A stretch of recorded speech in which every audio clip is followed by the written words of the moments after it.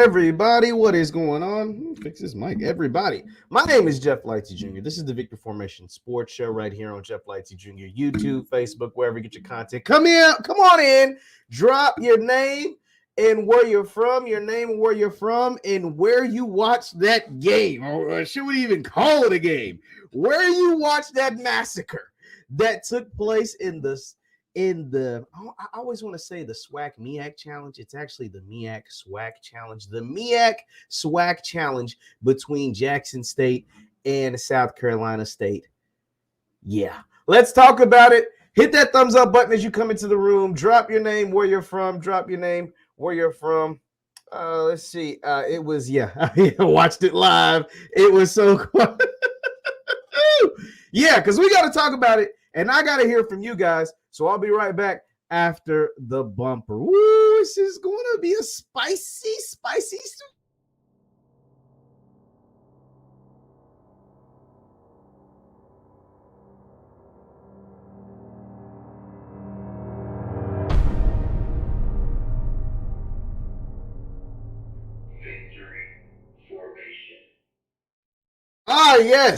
Yes, and welcome to the Victor Formation Sports Show. I'm your host, Jeff Lightsy Jr., right here on Jeff Lightsy Jr. YouTube, Facebook, wherever you get your content. I'm looking at your comments. They coming in hot. They coming in fast. That game, first of all, wow. Wow. What was that I'm calling it the MEAC Massacre. I have to call it the MEAC Massacre because it was just that. 37-7. Let me repeat that. 37-7. Jackson State just completely destroyed South Carolina State. Now, I had a feeling. I was worried if South Carolina State got down early, it'd be tough for them to score points. I figured they may struggle to score points because the JSU defense I've been hearing all offseason was very much real, but it was even more real than I thought. It was even more real than I thought. Yeah, now you know. Yeah, now the whole world knows. Now the whole entire world, the entire country, not just the fan base, not just the SWAC, not just the MEAC, the entire world knows because they watched what took place on ABC. They watched what took place against a MEAC opponent. They watched what took place after the previous regime. A lot of people were tuned in hoping that JSU would fail. Because after the previous regime, there was some love lost, a lot of love lost with certain people walking out the door. And they were tuning in to see, hey, what is this team going to look like without the top dog in that conference?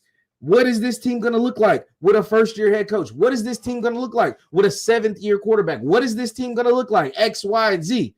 Shout out to Zoe, man. He's in the building, man. What's going on with you? Boy, oh boy, did we find out. I mean, I got a paper full of notes. I don't know if you can see that. I mean, I got a ton of notes because I couldn't believe what I was watching. I just could not believe that is what took place. That was what I was witnessing. From the jump, you could tell who was the better team. Like there wasn't from the jump. South Carolina State went out there and got manhandled. That's why the first thing I wrote on my notes, it says from the jump, you saw the line of scrimmage move right on defense. Jackson State went on defense first. 3 and out real quick, but you saw South Carolina State's offense, instead of going forward, their offensive line was going backwards. Like they were going backwards. From the jump, you saw that, yeah, let's talk. Trust me, I'm going to hear from everybody. I'm going to want to hear from y'all because I want to see if y'all saw what I saw. I saw the line of scrimmage getting moved. I saw dudes getting pushed around. And then JSU, of course, you come out the first series or two, you're getting your feet wet. But when JB got it going, JB being Jason Brown, when he got it going, he got it going. He really got it going. Irv Mulligan, JD Martin. Granted, he fumbled early, and we got to tighten up, JD. But once he started holding on to that ball, it was just so many things. So, okay, let me go ahead and go through my notes because I'm kind of just rambling here. First, I want to say, this is no disrespect to Coach Buddy Pugh or Corey Fields, but Corey Fields looked lost the entire game. Corey Fields looked lost. He looked like the lights were too bright. For a guy that won a Celebration Bowl in 2021, like he was the starting quarterback of a Celebration Bowl winning team, he looked like the lights were too bright.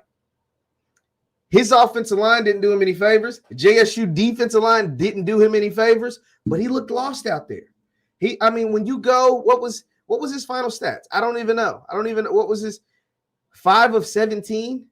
You go 5 of 17, it's almost like the moment's too big. And that's what it looked like. JSU D-line didn't do him no favors now. Now, what's going on, Frat? JSU D-line didn't do him any favors, as they're not supposed to. But the JSU defensive line looked physical. They looked fast. They were everywhere. And Corey Fields felt the pressure. He felt like he was, it looked like he was seeing ghosts. We talk about seeing ghosts all the time. When you can't complete a pass, when you have, at one point he had 2 or 3 completions, 0 yards. You know how hard it is to have 3 completions and have a donut next to the yard column? That's like damn near impossible. It is like freaking impossible. And so and I'm not going to lie, the play calling didn't do him any favors. At times you felt like South Carolina State was moving the ball a little bit, running it a little bit. At times you felt like South Carolina State could do something offensively when they would run the ball. And then they'd mess it up by trying to drop back and pass. That is not your forte right now. That is not going to work against these guys. You need to keep running the ball with any level of success that you're having, because the rest of that, it just didn't work. It just didn't work. And then once you get down, once you start losing, you're down 17-0, you have to throw the ball. Well, you're having to throw the ball with a guy who is clearly struggling throwing the ball. You have to make the game shorter. You have to run the ball. Because once JB and them kind of figured it out, it was over. The game was over. By halftime, this game was over. There was really like you could go, if you were watching, it was 17-0 at halftime, but JSU left points on the board. They did in both halves, and we're going to talk about that too. But they left points on the board, and there was really no halftime adjustments you can make. Your quarterback was struggling. He could not find a receiver. There was no separation by the receivers. They couldn't get open. There was no time to throw. The defensive linemen and linebackers were all in your face. They're playing this zone coverage. Remember what we talked about before the season started? I said, JSU, if they're able to continue to have the pressure from the defensive line, the Doyles, the Martins, the linebackers, and they play a zone coverage, that is going to mess up a lot of quarterbacks they see this year. Because with a zone coverage, you have to read the defense. You have to really know how to play quarterback. And that's not to say guys don't know how to play quarterback, but you have to be able to know where to attack the zone. And you have to have time. You have to have time to be able to attack that zone. If your guys, your front 5, can't block their front 4, being in the defensive line, the zone coverage is going to eat you up. It's going to tear you apart. It's not going to allow you to make things happen. And that was Corey Fields was seeing ghosts out there. Corey Fields was like in between, and then when he finally could get a pass off, there was no separation. There was no guys running wide open. There were no check down easy routes just to make some plays. Nothing. Dudes were flying all over the ball. Let's talk about Jason Brown. So it was the big mystery, QB1, who's going to win the Brown. Jason Brown. He couldn't play. That dude ain't no good. He's a 7th-year guy. He couldn't play at Virginia Tech. He couldn't play at South Carolina. Last time he played significant snaps was 3 years ago.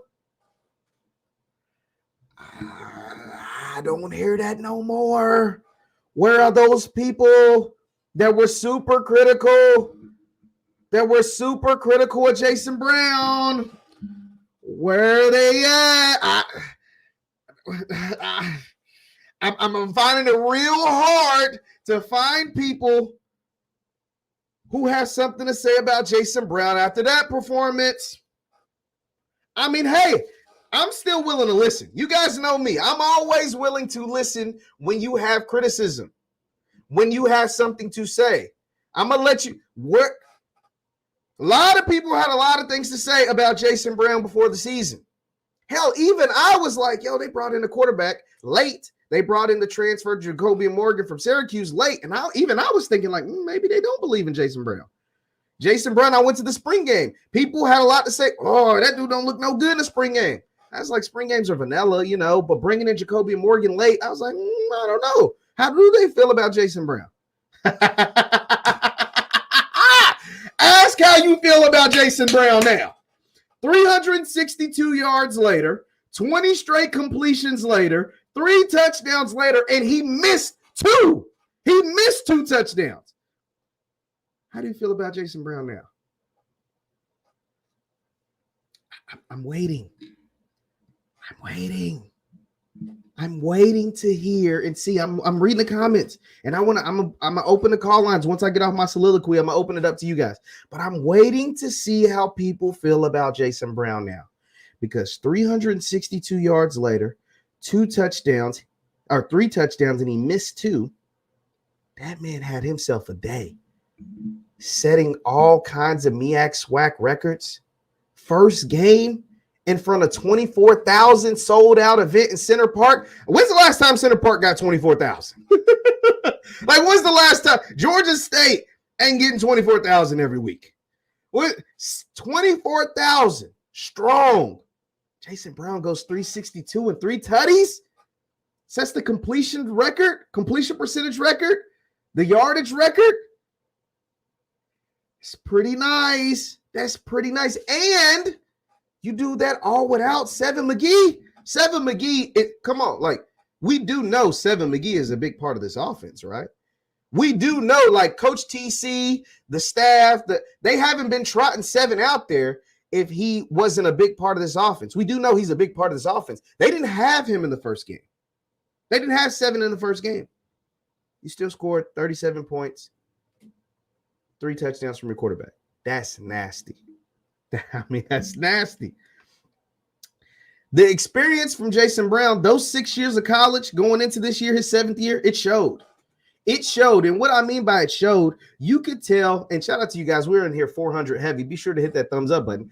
It showed because when he was like those delay of games and anytime plays would take long, you could tell he's like, yo, let's hurry up. Like, yo, let's get into it. You saw his leadership out there. You saw him guiding, putting dudes in the right place. You saw him calling out plays. He looks very, very comfortable in this offense. Even when he was getting hit, it was a couple of times. South Carolina State is always going to have good defensive players. There were a couple of times guys burst through there late, get a hit on Jason. He just shrugs it off. Just shrug it off. Keep it moving. Keep it moving, taking hits, looking dudes dead in the eye. The touchdown to DJ Stevens, Brown took a hit. He got hit square in the chin, and it's one of those are one of those throws that I was like, okay, he's going to be good. He's going to be good all year. Because when you're looking at a defender, right, and you know you are about to get hit square in the chin, but if I can get this throw off, it is 6 points on 4th and 2. And you look your defender, take that hit and drop a dime for a touchdown. You gonna be good. You are going to have a good season. Man, if the SWAC didn't get put on notice, and what I tell. Hey man, if anything was the biggest. One of the other key takeaways was, a lot of people tuned in to see Jackson State fail. Let's just call it what it is. A lot of folks tuned into this game. A lot of folks pulled up to this game to see Jackson State get beat. And not only did they want to see them get beat, they wanted to see them not look good. Even if they won, it's like, if JSU would have won this game 21-7, had a couple of turnovers, just looked sloppy, people would have been licking their chops. They'd have been like, yeah, it's food time. Jackson State, they've been beating the hell out of us for 2 years. It's food time. JSU been having an unfair advantage or whatever. It's food time. It's time to get our lick back. But instead, what they saw was a well-disciplined, well-coached, high-octane offense, smash-mouth football on both sides of the ball. Now, folks, instead of doing the Birdman hand rub, looking like it's food, barbecue chicken, now folks is kind of biting their nails. Now folks is like, damn, this is what they look like in 2023? What? TC, this is the staff that you put together? This is the quarterback that you brought in? This is the defense Coach Bradley is going to be running. Let's talk about the defense. Can we talk? Because I'm talking about how they scored a bunch of points. You brought in a running back. Okay, JD Martin looks stronger. He's running over dudes. Irv Mulligan, your second running back, can burst one from 50 yards out. He can hit home runs. These dudes do not go down on first contact. These are your running backs. You lose an all-conference running back, and you bring in two more? Like, what? Like, these are the guys that replace the other guys? These are the guys that replace the other guys? These are the guys we're supposed to beat these guys? And that's not to say that JSU is going to go undefeated. But I'm just telling you, if I was someone else watching this game, if I was a fan of someone else, I'd be like, damn! How do you replace those guys? Do you know the ones that have been beating us for the previous 2 years with these guys? Not to say that they will beat us, but they damn sure can. Like, they have the ability to beat the hell out of us too. That's a hell of a replacement. Like, that's one heck of a replace. Like, okay, lost all conference running back. Let's just bring in Irv Mulligan. See what he can do. Let's just give him the ball. See what he can do. Oh, that's what he can do. Oh, that's what he like. Oh, lose a whole bunch of receivers. Let's just bring in Isaiah Spencer, a freshman, true freshman, not an early enrollee. He didn't play in spring. He was probably going to prom when JSU was playing spring ball. Well, let's just bring in Isaiah Spencer. What he'll do? 5 catches, 60 some odd yards. Okay. That works. True freshman, 17, 18 years old. Just throw him the ball, see what he can do with it. Oh, he just happens to get open. Oh, this dude was recruited by a bunch of schools across the country. Oh, there might be a reason for that. Oh, this new offensive coordinator. Well, let's just see what he can do. He comes from Liberty. He coached for Hugh Freeze. Oh, that's all they do is this. All you kept seeing was this. Dude's lining up. And then the diversity of the offense. The 12 personnel, the 13 personnel, the 2 tight end sets, the hardcore smash mouth running, trap plays, pulling guards. It was beautiful. It was beautiful. My standout players, and then I'm opening up these call lines because I want to hear from you guys. I've been rambling for 20 minutes. Hit that thumbs up button, by the way. We in here heavy. My standout players for the game. Irv Mulligan, I've talked about him. Wofford transfer, was a solid contributor at Wofford. He looks like he can have a big year. He looks like he can have a big year. He hits that. He does not go down on first contact. That man be running through them arm tackles. That y'all seen the play when he was stiff arming the ground? When he was stiff arming the ground, I was like, these are the like Irv Mulligan was out there doing in the game the drills. Like, those are like the running back drills that they practice during practice. They practice stiff arming the ground, staying up, but you hardly ever really see it. Like, because it's hard. It's not easy to do that running full speed after getting hit. It's not easy to do that as a 190, 195, 200-pound man running full speed after another grown man just hits you. To do that and stay up. Those are the things that's getting folks to bite their teeth. They're biting their nails. They're grinding their teeth. So Irv Mulligan stood out. I spoke about Isaiah Spencer. Man, this kid was in high school a few months ago. During spring ball, he was in high school. He's a Mississippi product out of Madison. Came out there first game of the season. From what I understand, I don't think he was supposed to play that much. I don't think he was, as much as he played, I don't think he was supposed to play that much. But he went out there and you couldn't take him off the field. He was just making plays. 5 catches, almost 70 yards in your debut game on national television in Atlanta in front of 24,000. That's nice. That's a good day. That is a good day, sir. I tip my cap to you. As a true freshman in a conference that you don't see a lot of freshmen play. Let's be real. In the SWAC, there's not a ton of true freshmen that play. And shout out to you, man. Appreciate your HBCU spotlight. But in a conference where you don't see a ton of true freshmen play, which is okay, him to come out and do that, tip my hat to you, sir. I spoke about JD Martin. JD started off shaky. The fumbleitis came out of JD early, and I was like, JD. But then JD seen Herb Mulligan go 55 or what, a 45 yard for the touchdown. And JD had to tighten up his chin strap. He's like, yo, dog, if I don't tighten up, this dude's going to take my spot. This dude is going to, I'm not going to be able to play. If I don't tighten up, I won't play. And so guess what he did? He came in there and started tightening up. He came in there and started balling. After that fumble, we saw how he has grown. JD, his first few years at Jackson was like how they phrase it, like a scat back. You know, a guy that makes plays out of the backfield. Was really good, real good hands. JD's always had good hands, good receiver, running back. But in between the tackles and lowering the boom on folks, yeah, I hadn't seen that in JD before.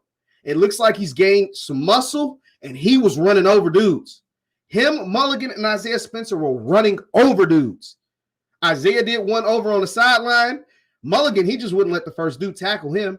And JD was running over dudes. That's good to see because I hadn't seen it before. That's not to say I never thought he didn't have it. I just hadn't seen it before. So JD Martin. And then on defense, the whole defensive line was nasty. The whole defensive line was giving problems. But I see a couple of y'all say it in the chat. Isaac Peppers. Whoa. Number 13, Isaac Peppers, the linebacker, the transfer from UAPB. Whoa. I mean, this dude was running around the field like he was shot out of a cannon. Isaac Peppers was everywhere. 13. He was so, because it's a lot of new guys. So during the game, I'm looking up the roster. I'm looking up, because I was watching it from home. So I'm looking up the different numbers with the names and see who's who. A couple of them I already knew because I've interviewed some of them. But Isaac Peppers, I was like, yo, who the hell is 13? Like, how is this dude playing this fast? like, who is this dude? Isaac Peppers looked like he was shot out of a cannon on every single tackle. That was awesome to see. That was awesome. He was great. I can't wait to see that guy the rest of the year. And the thing that took place in 2021 was South Carolina State beat up Jackson State. They weren't more talented. I wouldn't go that far. They weren't. They probably were better. I mean, you could say they were better coached, yeah. But that same coach, 20 years experience, was going against a guy in his first year. So, but they were way more physicals. They were the bullies on the field back in 2021. From the jump, Coach TC Taylor's team let it be known, we will not be bullied. We will be the bullies. Have you guys ever seen that meme when Zach Randolph is talking to DeMarcus Cousins and he said, where I'm from, bullies get bullied. And that's what the hell took place. A bully in South Carolina State. You got to think, this is a South Carolina State team that bullies other teams in the MEAC. This is a South Carolina State team that bullied Jackson State in 2021. This is a South Carolina State team in 2022. Granted, they went 3-8. They bullied, or they beat, I ain't gonna say they bullied, but they beat North Carolina Central, the eventual Celebration Bowl champions. This is that type of team. So this ain't no like just soup sandwich style of team. And from the jump, the tone was set. Coach TC Taylor, if you didn't take anything else away from that game, if you took nothing else away from that game, this is clearly a new regime. It's clearly a new regime because the style of football is totally different. It's night and day. It's not cute football. No, there's some nice plays. There's great play designs, great schemes, but it's nothing cute about what you saw yesterday. Nothing cute, nothing fancy, nothing cute. When you run a 12 and 13 personnel, meaning 2 and 3 tight ends, an H-back and 2 tight ends or whatever, that means we're putting a hat on a hat. Our guys are better than you. Our guys are going to push your guys around. That hasn't always been the case. It hasn't been, look, we're about to take and just ram it right into you. Whether you can stop it or not is on you. And we about to find out. But our guys, we're the tough guys. We're the big dogs. We're the ones that setting the tone. We dictate what the hell's going on today. Yes, and Duke Miller pretty much said it. if you watch the post-game press conference, Duke was just like, yo, for real, shoot, it's football at the end of the day. If it's football, and we gonna bring it to them boys. We gonna smack them boys around. And that's what we did. And boy, was it beautiful to watch. Like, it's beautiful to watch when the other team, you saw South Carolina State was discombobulated. They didn't know. They was like, yo, what's like, whoa. It's like everybody has a plan until they get punched. And them boys ain't used to getting punched like that. Them boys ain't used to getting Coach Buddy Pugh teams are always well prepared, always well. They're not used to getting punched in the mouth. They do the punching in the mouth. They're not used to getting hit in the mouth. And here's the thing. Here is the thing. You can say, man, Jeff, because this will be a thing now. This is probably, if you're a FAMU fan, this is what you should say. Because you gotta go into this game thinking, saying that you're gonna win the Orange Blossom Classic. You gotta say, man, South Carolina State's weak. You gotta say, man, they ain't even good. They're not any good. They're weak. Their quarterback ain't no good. They couldn't do nothing offensively. Whatever. That's what you have to say. And to that, I'll say maybe South Carolina State isn't good. Maybe they are a soup sandwich. Maybe they aren't very good at all. At the same time, that doesn't take away what took place on Saturday. So you can say a team's not good, whatever, but one thing you can't say about South Carolina State is they aren't well coached. They aren't always well prepared. And they aren't always a physical football team. Those things you cannot say. Like, those things are always real about that team. And with all of that being said, you still watched another team outcoach them, outdiscipline them, and be a way more physical football team. That's what you watched from the Tigers over the Bulldogs. And whether South Carolina State's going to have a successful season or not, once you realize that, those three things that I just said, whether they have a successful season or not doesn't even matter at that point. Because those things that I spoke about, those translate. Those things you can carry from game to game. Those things, and here's the thing, Jackson didn't play a perfect game. You had a Duke Miller fumble that you lost. You had a J.D. Martin fumble that you got back, but it was a drive killer. It killed the drive. And then it was 3 times you were in the red zone. You had to walk away with field goals. It was 3 times that you were inside the 10-yard line, and instead of scoring touchdowns, you left with field goals. Those things have to be cleaned up. Like, those are the things that have to be cleaned up. Jason Brown should have had 5 touchdowns instead of 3. Irv Mulligan flare out the backfield, wide open, he missed them. J.D. Martin flare out the backfield, wide open, he missed them. Those things have to be cleaned up. Like, these are things that you have to fix. Like, these are things, those are points, that's food you left on the table. That's food you left on the table. And once again, it's the first game. You expect mistakes. It's the first game. You expect things to go wrong. You expect certain things to take place because it's the first game of the season. So, of course, everything is not going to be perfect. But when you play your first game of the season against a quality opponent, you don't expect to go out there and beat them 37-7.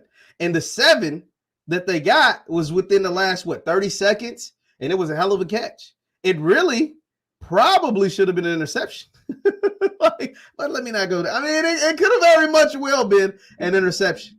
So, I was thoroughly impressed by what the Tigers were able to do in Atlanta. I'm calling it the MEAC Massacre. I'm calling it the MEAC Massacre because it was not what I expected.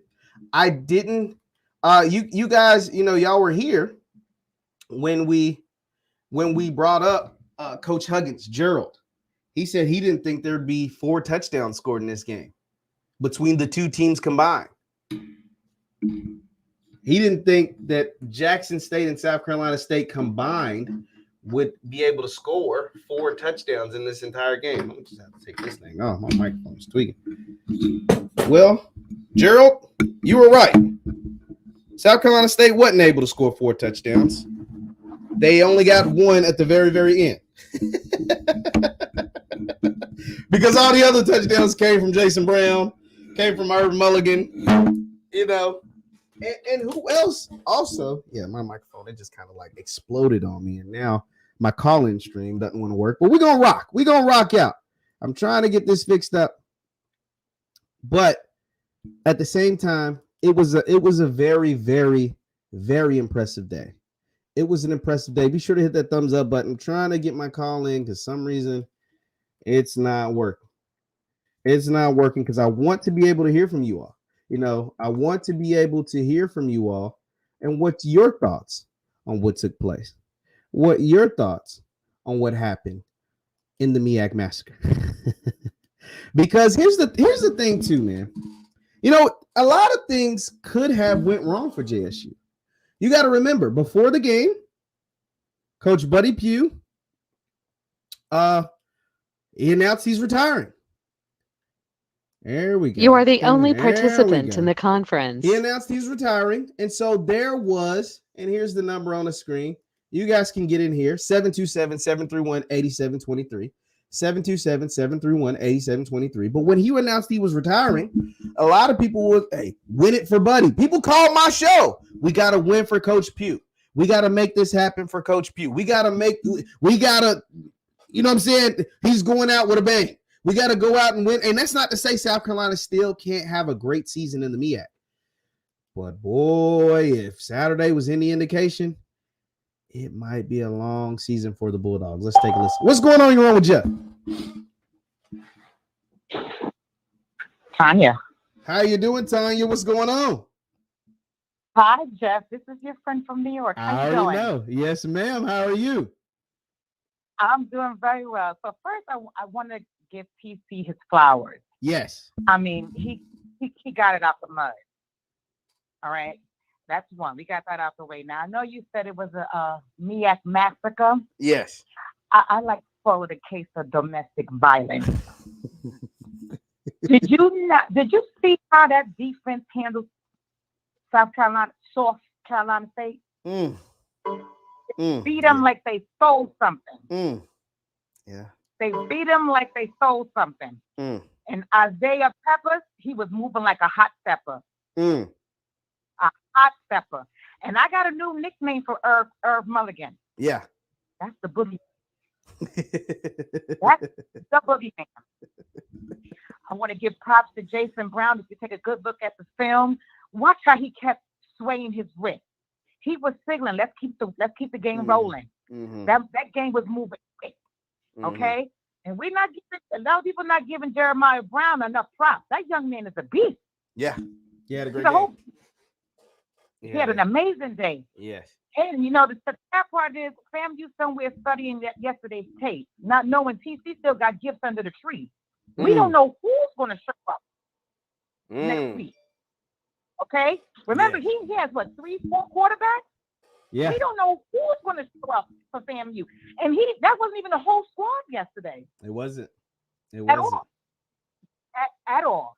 I'm not going to stay on long. I predict he's going to be the next JSU NFL draft. I like that. I like that. If that young man is working on his body and he makes them quads and that hamstring is strong, and he get that stiff arm together, you saw he was crawling on that field? Yeah. He was trying to crawl to finish I jumped out of my chair last week. I said, that kid's going to go pro. If he keeps fighting hard, if you're listening, you keep fighting hard like that, you're going to the NFL. All right? And last but not least, I feel very, very, very, very sorry. I took a shot for the young men who jumped in the portal and left TC. Because see the performance that JSU put on last night, my God. Blue Magic, baby. Blue Magic, baby. Magic. And last but not least, I got to go. That band, when they did that tribute to Tina Turner, the hairs on my skin raised up. Perfect. That was black excellence. And to all the Colorado fans in the chat, I'm reading everything. Get the hell out of here. Go on up there and do your little prom dance. Okay? You know, between y'all and the big tooth daughter, you know, call it with the little petty shots. Get out of here. Yeah, that was whack. We don't got time for this.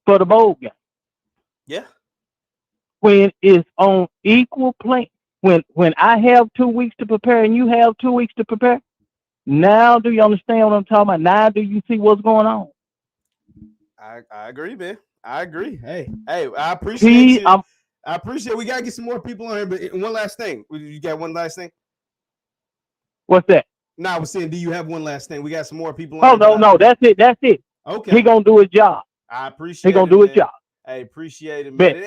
And I forgot, TC getting his first win is a big deal. I forgot to mention that. I'm glad multiple people have brought that up because that is an awesome thing for him. What's going on with Jeff? Cedric, Jackson, Mississippi. Talk to me, Cedric. What's on your mind? What's going on, Jeff? I had called in with you yesterday, man. Yes, sir. I'm the one who. I remember. I told you on 3 touchdowns, man. I already knew what time it was. Like, a lot of people gonna have to catch up, and it's gonna take them a couple years to catch up with what we putting out. A couple years. It's gonna take them a couple years to catch up. Yeah, it's gonna take them a few years for the simple fact they won't realize that they ain't where we are. See, until you can catch up with somebody, you gotta know you behind them. So they ain't seen nothing yet, Jeff. Like, that's just a little snippet of what's gonna happen throughout the season. Hey, it seemed to be the theme around here, man. I appreciate you calling in, Cedric. All right, Jeff. Appreciate you, man. Ooh, gotta get through these, man. Running through them as fast as I can. What's going on wrong with Jeff? Frank. What's going on, Frank? What's on your mind?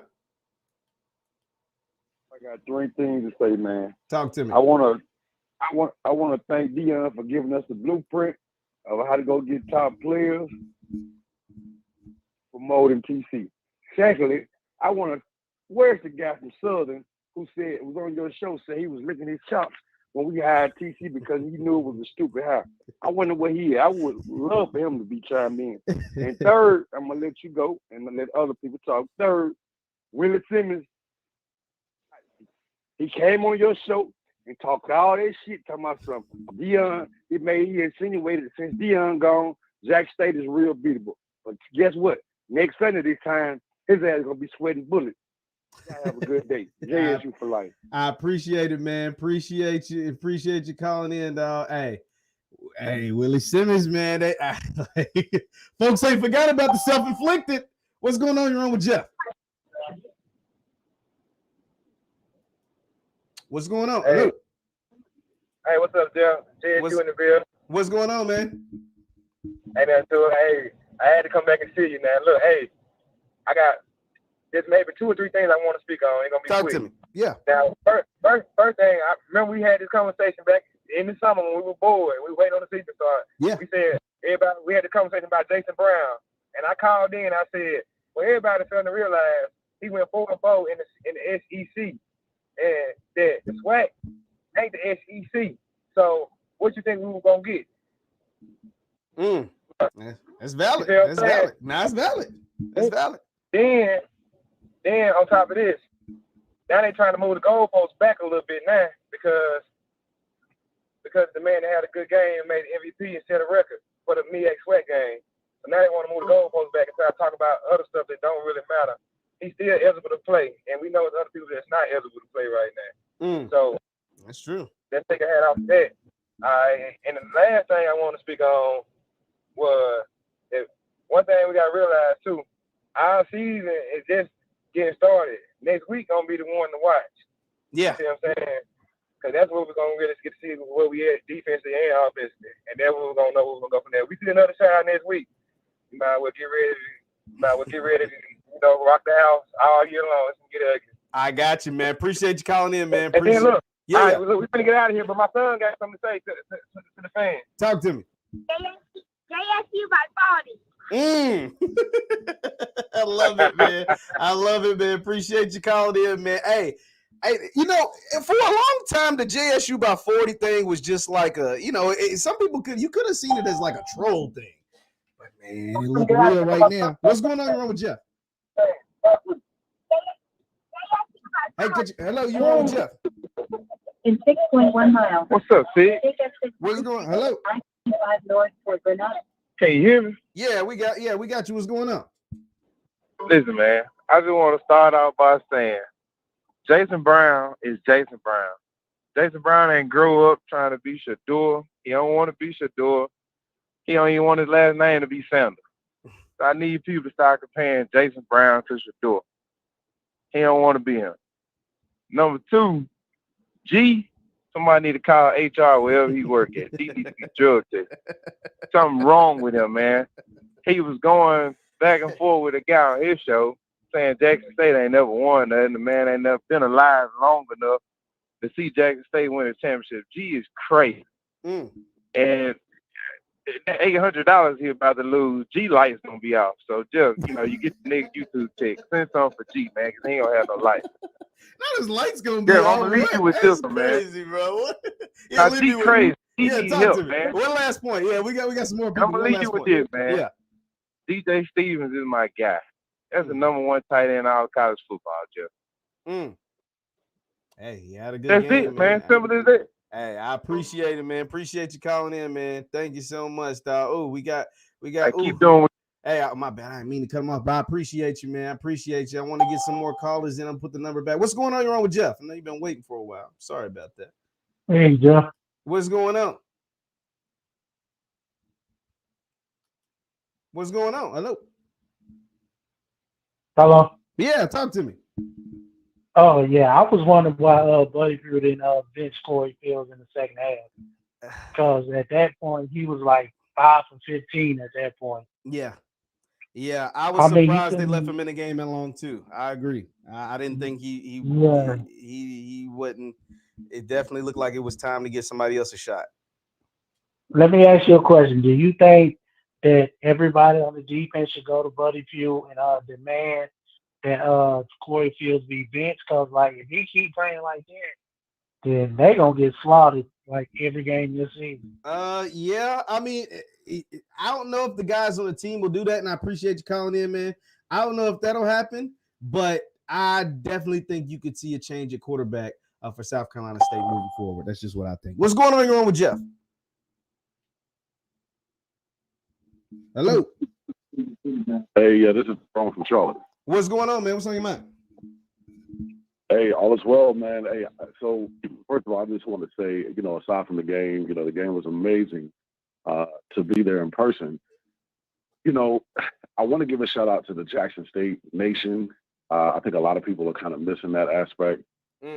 Everywhere you looked in Atlanta, you just saw JSU car flags. And then on game day, man, as hot as it was, you see everybody wearing navy blue shirts. That's real dedication because it was super hot out there. Yeah. But, man, when you're at the Fan Fest and you're at the tailgate, everywhere you looked, you just saw Jackson State fans, to the point where it was like looking at South Carolina State people, man, they look kind of scared. You know what I'm saying? Like, you ever see where, like, you make a turn down the wrong alley or you go into the wrong neighborhood? Like, that's the type of face their fan base had. But, man, beautiful look for Jackson State on national TV, not just because of the win, but the turnout. If I'm not mistaken, the MEAC SWAC Challenge posted on their Twitter page. It was the second largest.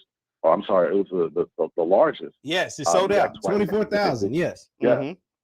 And then, of course, the second largest game was in 2019 when we played Bethune-Cookman. But to see Diddy, of course, give that check on national television, it was just a really good look. It was like, to be honest, it was a movie. Just watching Jackson State, it was almost like a show, like a whole production that the university, to the band, to the crowd, everybody put on, man. So hopefully, we'll see Jackson State sign some really great contracts moving forward, because we know our brand, we know our worth. But again, man, be our love. Shout out to the Jackson State Nation. It's going to be a great season. Continue to support. Absolutely, man. Appreciate you calling in, Jerome, man. Appreciate it. No, I mean, and that's a good point. One thing about JSU, folks, they're going to travel. They are going to travel. I don't know what kind of jobs, what kind of businesses they have. They're going to be at all these games, whether it was in Atlanta, Miami, Texas State, which is close to Austin. They're going to travel. Southern, they're going to be down there in Baton Rouge, heavy, and they're going to represent. That's one thing I've learned. If I ain't learned nothing else, I know the Jews is going to travel. What's going on? You're on with Jeff. Hey, Jeff, this is me, Miss New York again. Yes, ma'am. Just What's a on your couple mind? things I forgot to. There's a couple of things I forgot to mention. Yes. Let me tell you something about Buddy P. Ain't nothing crazy about that man. He's a legend. Yes. And he watched film. You know who he watched film on? Isaiah Spencer. I want everybody to go back to that game. Every time Isaiah was on that field, 2, 3, 4 players, they went after him. Okay? That tells me Buddy Pugh watched that young man high school film. Okay? Secondly, also, if you listen to the audio when he's having a one-off with TC, he gave TC his flowers. Yes, he did. He said, I'm proud of you. Yes, he did. He said, this team, he said, you are better. You're going to make them forget that last coach name. Okay? And I encourage everyone to go and watch that post-game presser. Yes. Buddy Pugh, he put the SWAC on notice. Yes. That man has been around for a very long time, and he had nothing but high praises for that team last night. And he said it. They wasn't ready. He said, I knew this team was good. So Buddy Pugh did his homework. No, he didn't know who TC was going to bring out to play in Atlanta, but he did his homework on the recruitment. And he said it time and time again. This is a much better team. Okay? So now I got one thing to say. If TC does a clean sweep and he finished in Atlanta, I got time today. I got time today. I wake up feeling motivated. I wake up feeling all the way motivated. Okay, so I don't know anything about coaching the team, but since Spencer's he's a target, I will fake throw the ball at him and give it to the boogeyman, Irv Mulligan. Because every time he turned around when that young man Spence had that ball, it took about 4 Bulldogs to get him on the ground. He's a freshman. Yeah. They on his ass because they watched his film. Yeah. But I'm gonna tell you now. I already said Peppers is hot. Pepper is hungry. But y'all know who else is hungry? Y'all got 2 dogs in there that can't listing. Y'all gotta put them on the ASPCA watch list. Tim Stewart and JJ. You better put them on the ASPCA wild dog watch list. They want to hit something. They want to flip something. It's on. Domestic violence all season. All season. Oh, man. Now, I had my first drink yesterday. I saved it just for the game. I saved mine for the game, too. I was ready. What's that kickoff happen? Yeah. My husband thought he was special because I cooked a big dinner. No, baby, it wasn't about you. It's about me. Now, I'm going to hang up before I go. Yes. I tweeted Ken, Zoe, and Corey from Tiger Talk. I need you guys to put an expedited order on hashtag Blue Magic merch and get it out there for Florida because the people want it. Yeah. Listen, I don't need nothing from it. I'm just your honorary JSU New York cousin. Ken, if you're listening, get the shirts ready. Your peoples want it. It's gonna be Blue Magic Saturday. Ooh. Oh, man. I got a funny feeling. I'm rubbing my fingers like he's gonna bring out a whole new team. He gonna fuck it all up. It's gonna be self-inflicted wounds and suicide all Saturday. Man. We got some callers on the line, but as always, I appreciate you calling in. Yes, I appreciate it. Oh my, the Blue Magic. She used to want the Blue Magic merch, and she don't even want nothing from it. She just want it made. I love it. What's going on? You're on with Jeff. Toby. What's going on? What's on your mind, Toby? Toby, man. Hey, Jeff, this is awesome, man. Like, best Jackson State team I've seen in a long time. They felt like they were together. No superstars. You felt that? You think this is the best just from one game? You feel like you can say that? One game, man. Just the vibe in the atmosphere and like where just how everybody felt about just about the situation, man. Like everybody felt really, really, really good about like what was going on, and like TC just felt good. Like I feel like the past 2 years, it was like, yeah, we enjoyed the wins, but it came with a cost. This right now, it's all about like this Jackson State right here. This is Jackson State. I feel you, man. Well, I appreciate you calling in, Toby, man. Appreciate it. I appreciate it, dude. Hey, no problem, no problem. I don't know if I go as far as say this is the best team off one game, but they were impressive. They were very impressive. What's going on with Jeff? Hey, Jeff, this is Rochelle. How you doing? How you doing, Miss Rochelle? I'm from Jackson, Mississippi, a true JSU fan now. I'm calling yes, because ma'am. I want to say I appreciate you. I love your show. Well, but I also want to say, where are all these crump shoe wearing jokers that were coming from FAMU and South Carolina? All I'm talking about Jackson State wasn't going to do nothing. I mean, I'm still waiting on somebody to call, man. I everybody I talked to so far. It's that joker from down there in Southern talking about he put on his napkin and he was sitting at the table waiting for us to fail. I mean, the numbers on the screen. I'm waiting on them to call. I don't know. I can't get anybody to call in. Let me know what's up. I know. You know? I'm not gonna hold you because I want to say this. I'm so happy for TC Taylor. I don't know what to do. I am so happy for them because all these jokers talking about TC couldn't coach, TC couldn't do this, and TC couldn't do. You got a dose of it Saturday, baby. Absolutely. They did. Well, I appreciate you calling in. Thank you so much. Thank you, Daryl. Hey, it's no problem at all. No, I mean, hey, you know, she got a point. I'm waiting for somebody to say it was a fluke. I haven't heard that yet. What's going on with Jeff? Hey, how you doing, Jeff? I'm doing pretty good. How about yourself? I'm doing well. Hey, I just wanted to call and say, man, Jackson State, they put on a wonderful performance. It was truly dominant defensively, offensively, special teams. Yeah. I say all that to say, however, South Carolina State was an embarrassment to Black college football last night.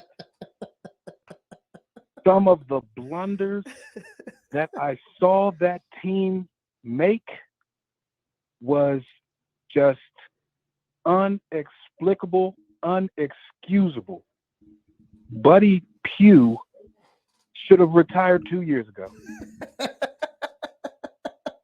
I mean, dang. Very clear. You think he's 2 years past due? Is basically what you're saying. After he won that Celebration Bowl, he should have hung it up. It is very clear that he is out of touch with today's athlete. He is struggling to recruit. He is struggling to adapt to the 2023 version of this game that we call football. That's tough. Just some of every play that Jackson State scored on, I think every play was at least 25 to 30 or 30 yards or more. Yeah, and they were big plays. Yeah. When they scored, the closest defender didn't touch the guy with the ball until the 3-yard line. I mean, it was just over and over the most rudimentary mistakes highlighted by Jay Walker and Tiffany Green, but everybody in the stadium should have seen it. But it was so hard to watch, Jeff, man. And I think if you're a South Carolina State alum, you need to be at that school. You should be embarrassed. So, again, great job, Jackson State, by actually making the plays, but it was handed on a silver platter.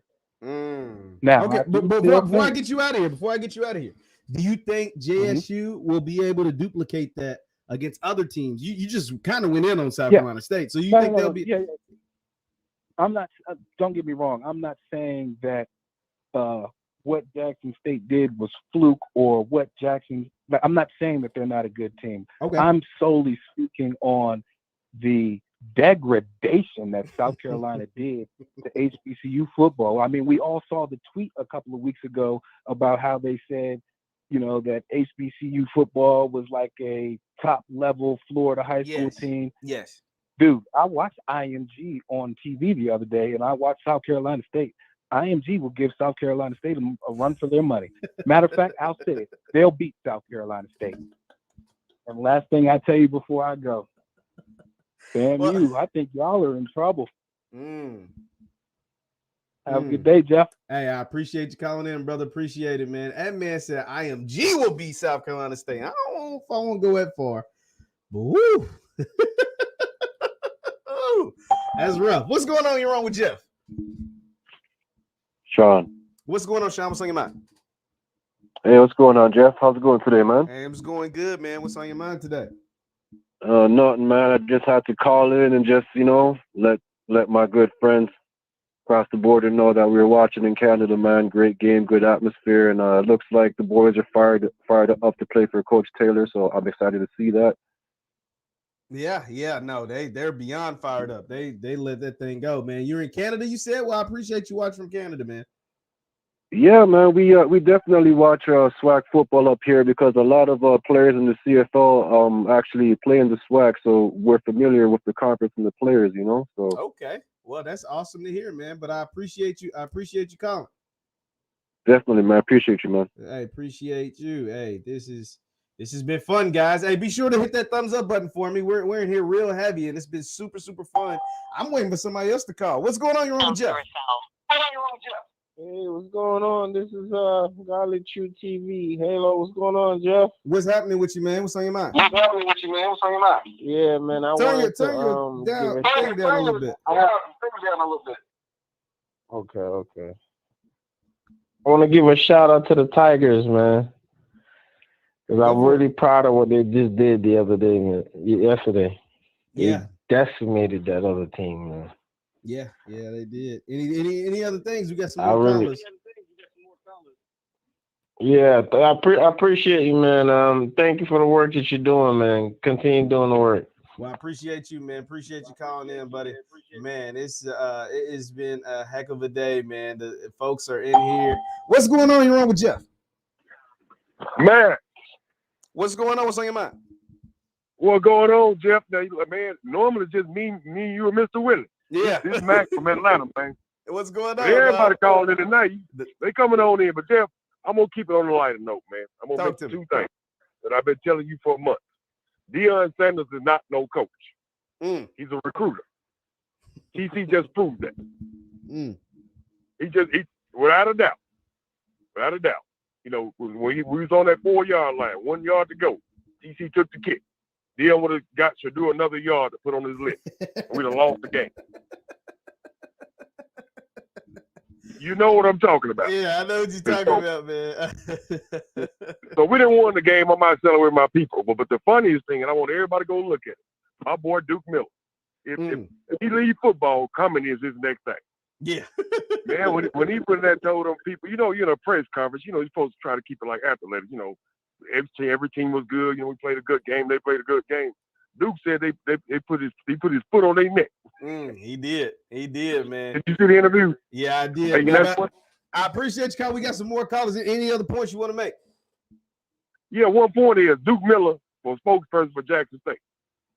He is, man. Hey, I appreciate you calling in.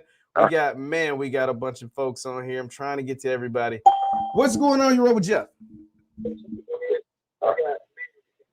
Hello. ONG. What's going on? What's happening with you, Jeff? Nothing much, man. What's on your mind? All right, real quick, man.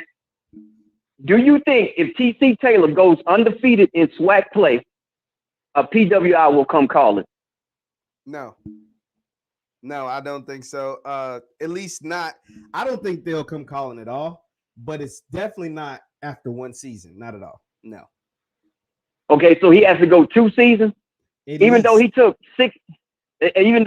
a 67-man, 60 to 7 new players and coming across as basically he sent a message, a shot across the SWAC last night. He did. So if Jackson State, now hear me out on this one. If Jackson State in these first 4 games go 3-1 or 4-0, the SWAC is over with. Why you say that? If they go 3-1 with that only one loss to Texas State, who else in the SWAC could actually beat them? Because they would have to beat Southern in Southern, and FAMU in Miami. Yep. And then they say they lose to Texas State. Who else in the SWAC? Alabama State, they playing for homecoming or around that time. Yep. So who else in the SWAC could actually challenge them? Alcorn is not going to beat Jackson State this year with Jackson State And that's just a given. I mean, that's a given. Alcorn really don't have a quarterback. Hold on. You said that's a given. Jackson State gonna beat Alcorn. That's a given. That's a given, man. I mean, come on, man. All you got to do is put 8 in the box, and it's over. You know, they have real quarterback issues at Alcorn. Hey, so, hey, man. But hey, I ain't disagreeing. That's all I wanted to say. Well, I appreciate you calling in, buddy. I appreciate it. That man said it's a given. JSU gonna beat Alcorn. That's tough. That's a rival game. That's tough. What's going on? You're on with Jeff. Jeff, what's going on, family? What's on? What's happening with you? Look, man, this is Diallo from Ohio. I called in last night, and Yes, we sir. was interacting a little bit on Twitter last night. And I said it, man. Corey Fields did not scare me. And when I seen him come out those first 2 possessions, I said this game is over.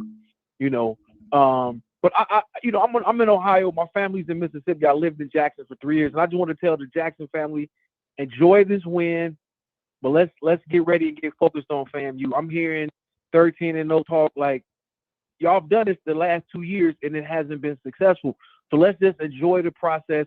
We don't have to, bring up Shadora and Dion and the old regime in order to celebrate these guys. These guys know how to win. They're well coached. They're well prepared. And I think this week is going to be a big test. I think FAMU is going to be head and shoulders better than South Carolina State. I agree.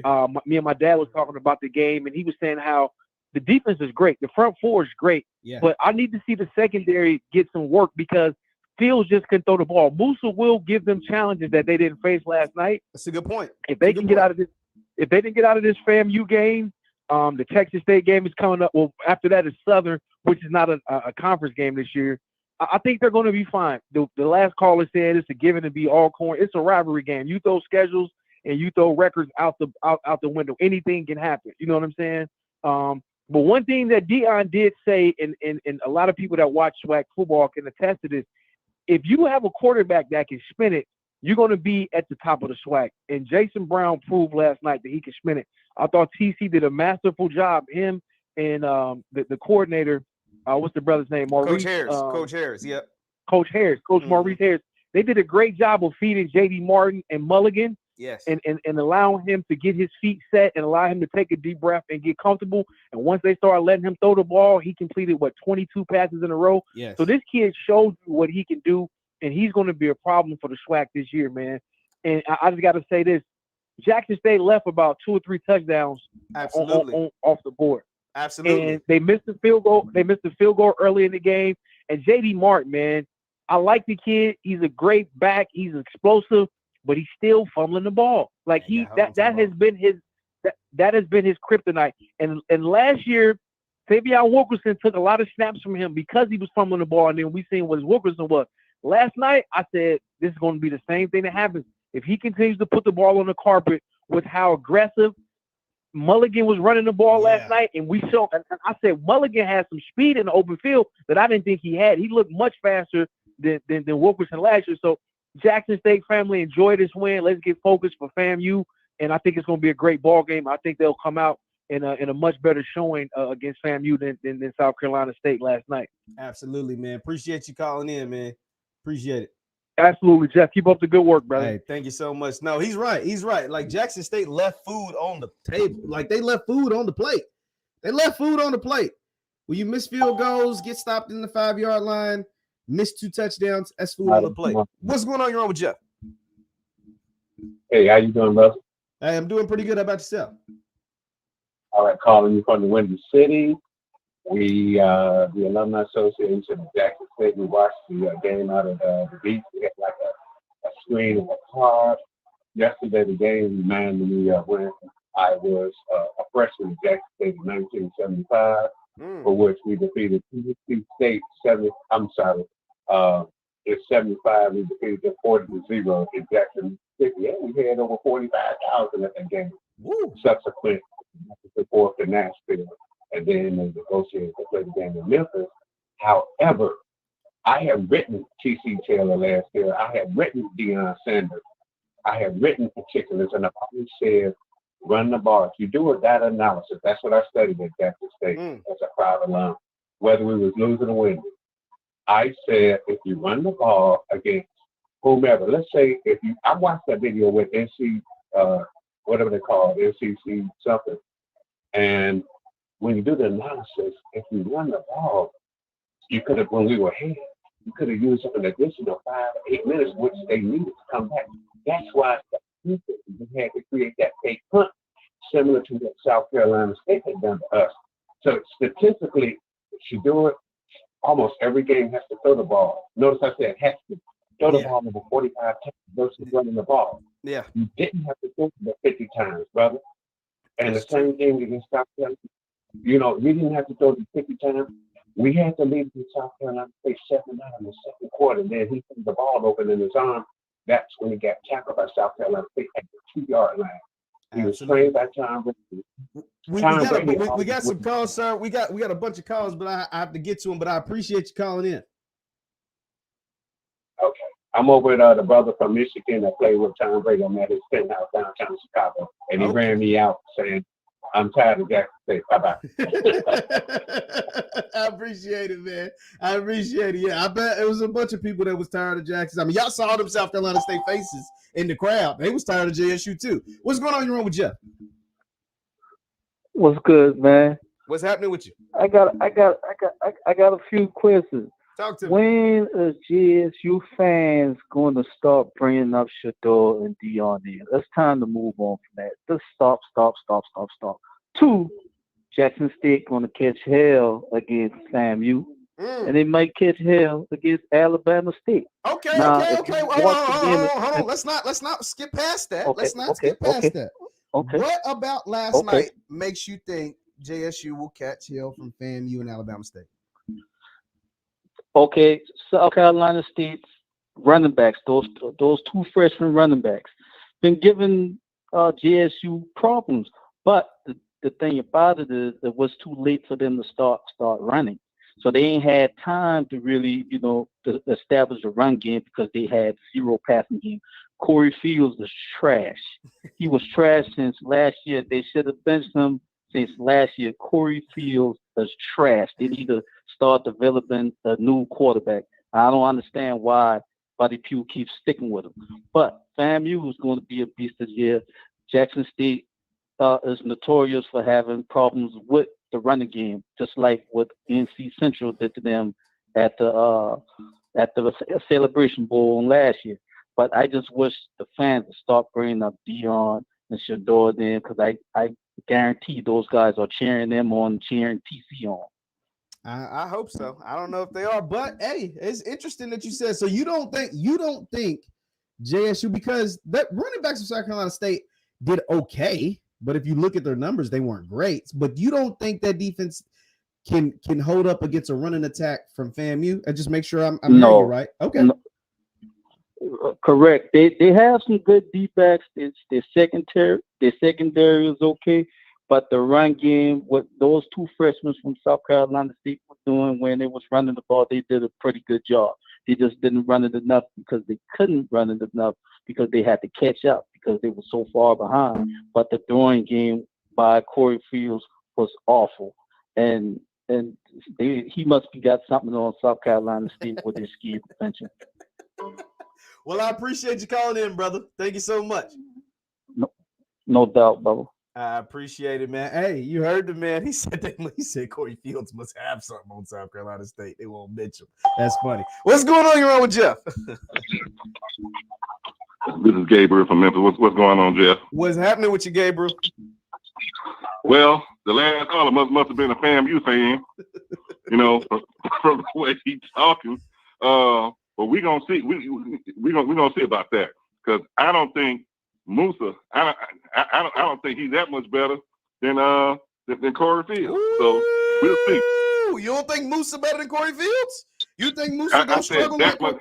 Okay, I think he's better. Okay, I think he's better, but I'm saying I don't think he's just all time great. I don't think he's gonna give Jackson State fit. But I'm gonna say this. I'm gonna get on off here. Now, I ain't gonna mention no names, but there are certain people in the industry talking about printing up 0-4 T-shirts of Jackson State. So that's out the window. Yeah. And I agree with some of the other callers. If Jackson State goes 4-0 or either 3-1, the SWAC in trouble. And that's all I got to say about that, man. You have a good one, man. Hey, I appreciate it.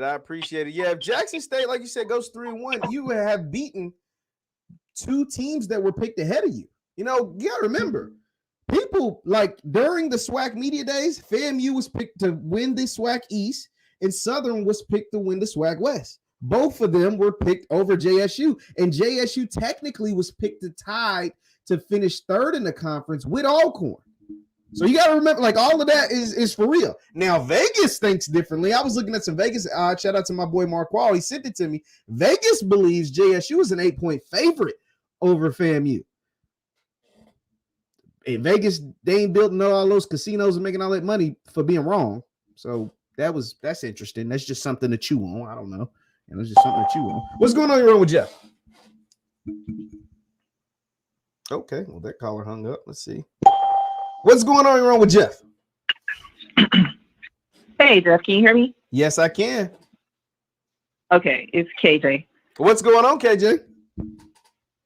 Listen, just a couple of quick things. Talk to me. One, I find it kind of strange that people are fake concerned about JSU's ego or whatever at this point. You know, fans from other schools, you know, talking about, oh, I hope you don't get the big head. I hope y'all don't get overconfident or too cocky.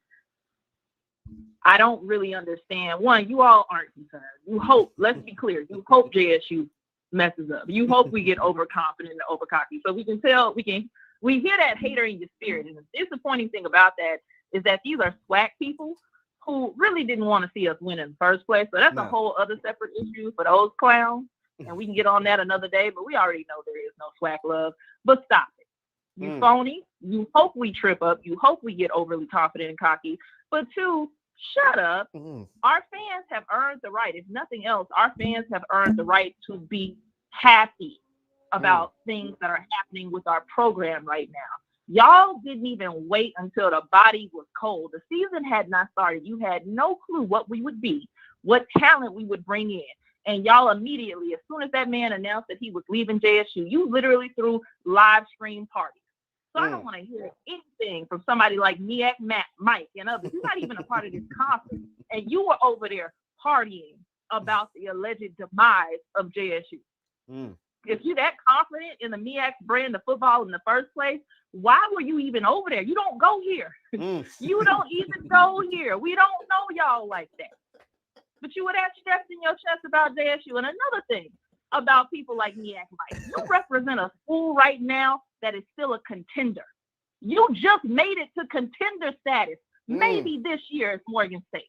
Now, I have high hopes for you Negroes. I really do. I see what you're doing over there. But let's be clear about where you are. You just made it to being a contender and on people's radar in your conference. We have 2 back-to-back undefeated seasons. And y'all treated us like we were clowns and we were going to be nothing. So we going to talk our talk. And it's not about one game. So stop being glib and acting like, oh, y'all act like y'all ain't never won before. First of all, the SWAC, watch your mouth. Because we didn't won. None of you have beat us for 2 years. So watch your mouth. Talk heavy, KJ. Talk heavy. No, because they've been talking heavy for about 6 months. And now you want to cry, real quiet because and whine. You know where you can go if you just want to have a little circle jerk session, like, oh, how much we hate JSU, we hope they lose. You know the channels you can go to for that. Be grown men, stand by what you have said, put your guns on the table, and stop backpedaling and pee-popping about it. Now play the game. You're going to see how it turns out, and let JSU worry about JSU, and you worry about you. Well, I appreciate you, KJ. Thank you so much. Now, because it is interesting, because my call line is on the screen. And when we did the call line when TC first got hired, I had a bunch of people calling in. After the game last night, I'm waiting for somebody else to call in. What's going on wrong with Jeff? Hey, what's going on, Jeff? What's happening with you? I was at the game. Okay. Everybody talking about how South Carolina State was running the ball. They really ran the ball really well when JSU had the 3-man front. Yeah. If JSU can get out their own way and stay out there and keep a 4-man front, they're gonna be all right. Now I'm gonna tell you something. Talk to me. FAMU is not gonna beat JSU. Why is that? I'm gonna tell you the one reason why. Coaching. Jackson State has the best coaching staff in the SWAC right now. And they might not believe me now, but they're gonna see. Let me tell you something. What I've seen. You know how most of the times when the football game, all the players are just standing on the sideline, right? Yeah. It wasn't with Jackson State. They coached them boys all the way up to the end of the fourth quarter. When they got off the field, offense side was on one side, defense side was on one side, and they coached them boys and told them what they need to do, until they got back on the field. They wasn't standing on the sideline just watching the game. I'm telling y'all, a lot of FAMU fans, y'all gonna get out coached. I guess, man. Next week, this coaching staff is way better than Deion Sanders' coaching staff. I guarantee you. I ain't gonna say it's gonna be no blowout, but yeah, they're gonna walk through the SWAC. Mark my word. I'm going. I appreciate you calling in, man. That is going to be out coach. Folks coming there said that we gonna out coach Willie Simmons and his guys. We gonna be physical with them guys. Woo! Orange Blossom Classic, Muck CTV. What's going on? You're on with Jeff. Yo, what's going on, Jeff? Can you hear me, man? Yes, sir. What's on your mind? My name is Smoke, man. I'm from the west side of Jackson, Mississippi, dog. I'm a JSU Tiger. Okay, talk to me. I watched the game yesterday. I was very impressed with a lot of the things that Coach TC put together. We all know that Coach TC is a mastermind when it comes to running an offense. You know, I don't think a lot of people know the weapons that Jackson State has that hasn't even been used yet, offensively and defensively. Yesterday, everybody got a glimpse of Mr. Isaiah Spencer. Yes. If you're from Mississippi, you know who Mr. Isaiah Spencer is. Mr. Isaiah Spencer chose Jackson State University over a hella top D1 other schools. Yes. So did Mr. Wesley. And I don't think I'm going to give Jason Brown his credit. He is a great quarterback. I'm glad he's getting the shine that he deserves. But you also got a glimpse of Mr. Zy McDonald. Yes. You're from Mississippi, also know who Mr. Zy McDonald is. Not only Zy McDonald, but we also have another quarterback by the name of Philip Short that I don't think a lot of people know about. Defensively, I don't think a lot of people realize Seven McGee didn't play yesterday, but he will be. No, everybody realized that. Everybody realized Seven didn't play. like, trust me, we noticed Seven wasn't out there. Yeah, because everybody was like, where's Seven? Where's Seven? But he did say that he will be active this week come FAMU. That's awesome to hear. Like the previous caller just said, man, Jack State is going to be very, very dangerous, man. I don't think a lot of people know either Coach Otis. Coach Otis really, when Deion came, he put Coach O on recruiting coordinator. Coach O is now back on the field with a headset on. Yes. I don't think a lot of people know who Coach O is. But I'm telling you, man, Coach O and Coach TC, that come together, is dangerous. It's dangerous. You're talking about two masterminds who know this game, literally. You know, so as the season go on, I'm pretty sure it's all going to come together. And it's going to be exciting to watch. It's going to be exciting to watch versus FAMU and Southern. I can't wait to see it, man. Appreciate you calling in, man. Appreciate it. Most definitely. Hey, no doubt, man. No, trust me. Everybody know the Seven went out there, and that's the thing. You left food on the table, right? You with the two misses on and getting stopped, having to kick field goals inside the 10-yard line, and you didn't have what some people believe is one of your more explosive players in Seven McGee. That's gonna be tough for folks. What's going on? You're wrong with Jeff? Tim. What's going on, Tim? What's on your mind? Hey, Jeff, how you doing, brother? I'm doing good. How about yourself? I'm doing good, man. I just want to call in and congratulate JSU on their first win of the season, man.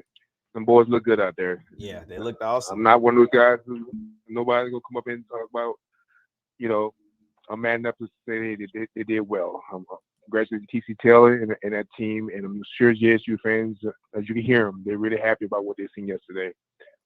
But I think a couple of callers here earlier, they were, just, you win your first game and you start talking bad about the 2 years you just had, like it didn't happen.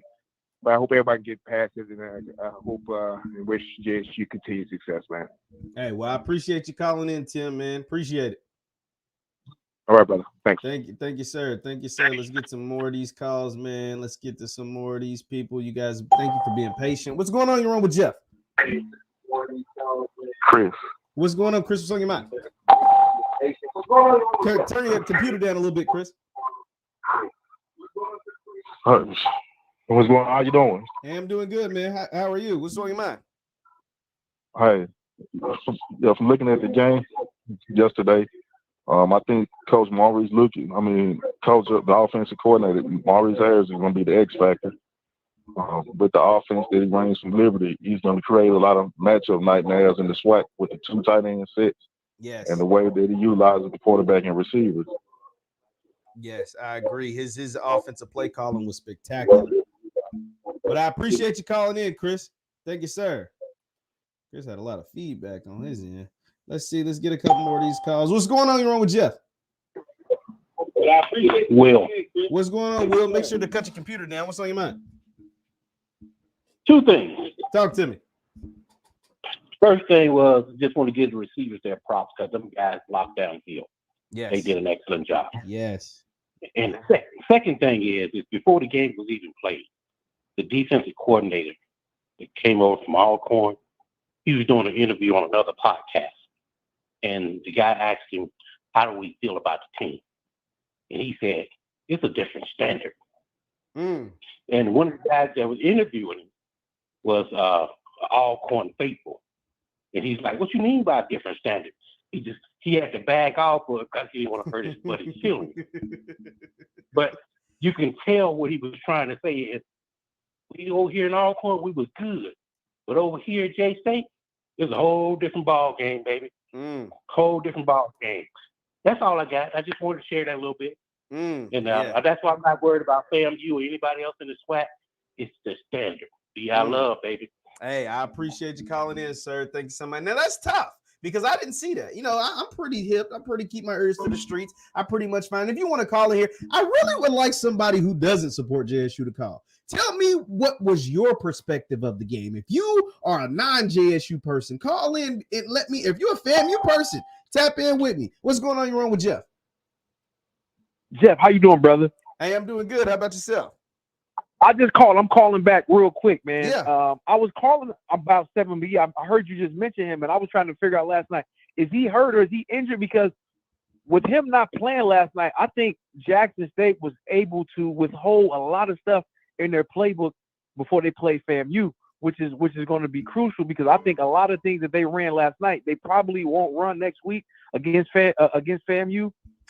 They will run that they didn't run last night because Seven McGee is such a weapon. But is he hurt or what's the story with him? That's a good point. From what I understand, Seven McGee had a minor, like super minor, like little hiccup, and they just held him out just to be cautious. But he's a good to go against FAMU, from what I understand. That's what I was told. So, but I appreciate you calling in.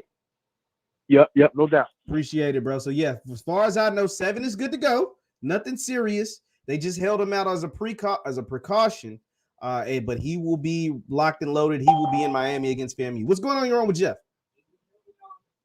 Dre. What's going on, Dre? What's on your mind? Man, so I watched the game yesterday, and I must admit the big difference between last year's team and this year's team, them trenches are humongous, man. There's some big boys up front. I agree.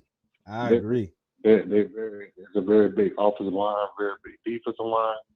But I just need a lot of people to pump the brakes on saying that this kid at quarterback is better than Shador.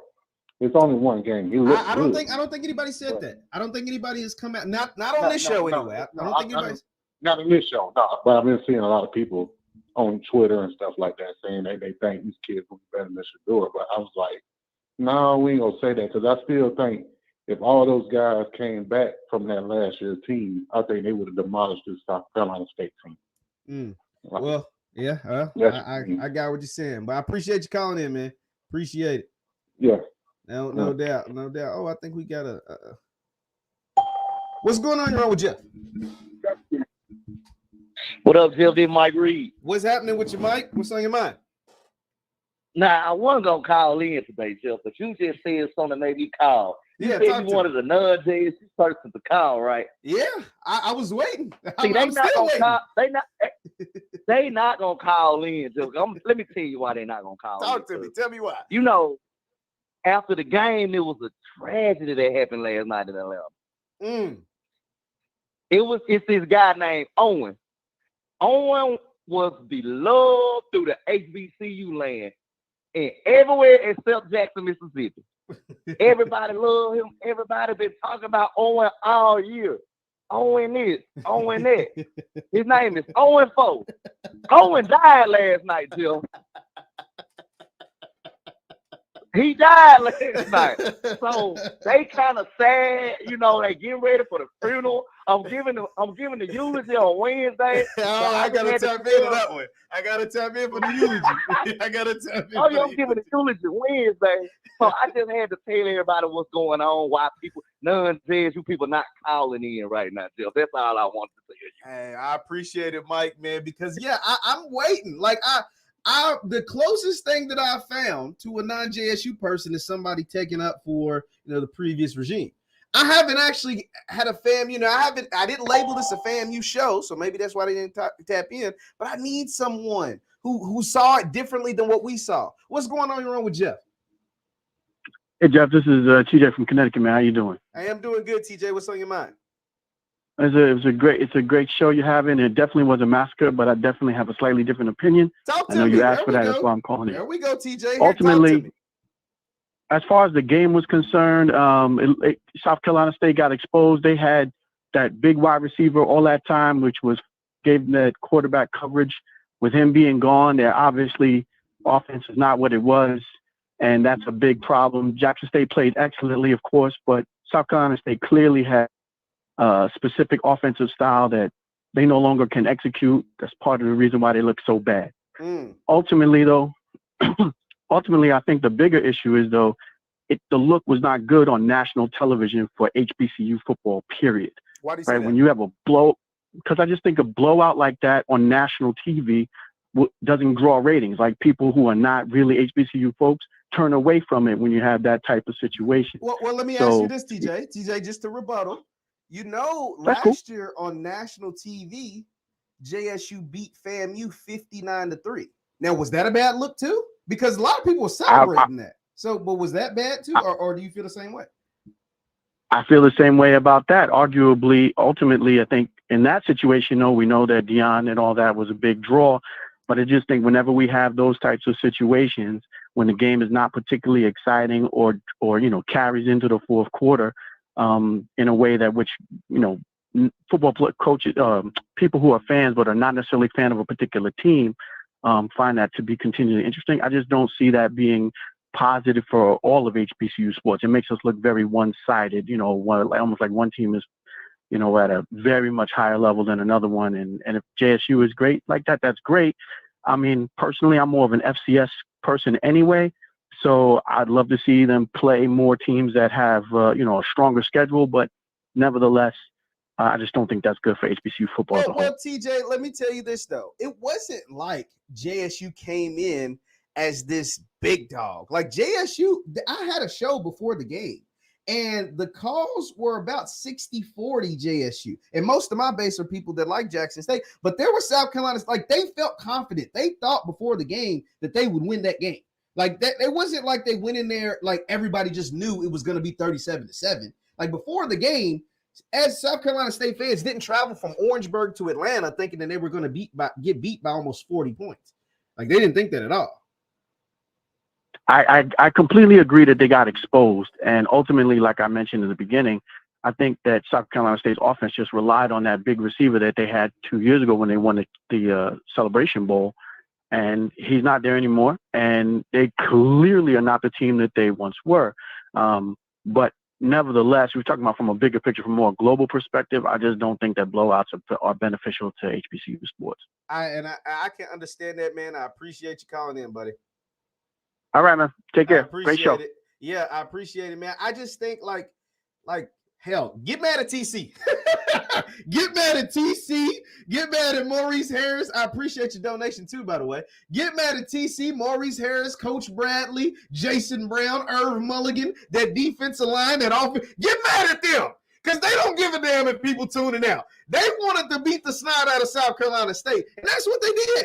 They did their job. Their job was to go out there and punish the team in front of you. That's what they did. Whether you think it's a good look on national TV, I don't know about all of that. I just know that was what JSU did their job. What's going on your own with Jeff? Nigel. What's going on, Nigel? Say your mind. Hey, what's up, Jeff? Calling in because you've been calling us all show. So yes, sir. Yeah, I need a different perspective. Talk to me. What did you see, and what do you think? Well, to be honest, I don't have a different perspective on the game. They dominated. Yeah, it's hard to do that. But what do you think? Okay. So I thought it was dominant. I thought that D line was great. I definitely think we're ready. I don't think that we. I think Coach Wilson. Who is we? Hold on one second. Who is we? Who is we? FAMU. Okay. I just had to make sure. There we go. Talk to me. For the high to 7 hills. I hear everybody on here talking trash and doing all that stuff. We still here. We still coming on Sunday. I will be in the building to watch my Rattlers and get that win over Jackson State. But they did play great last night. They played great. You cannot say anything bad about how they played. I heard some people saying, "Oh, Jason Brown missed throws." He had 360-some yards. We can't. Yeah. You can't really, complain so much about what he did. He did a good job last night, but I think we're ready for him. So Nigel, let me ask you while you're on here.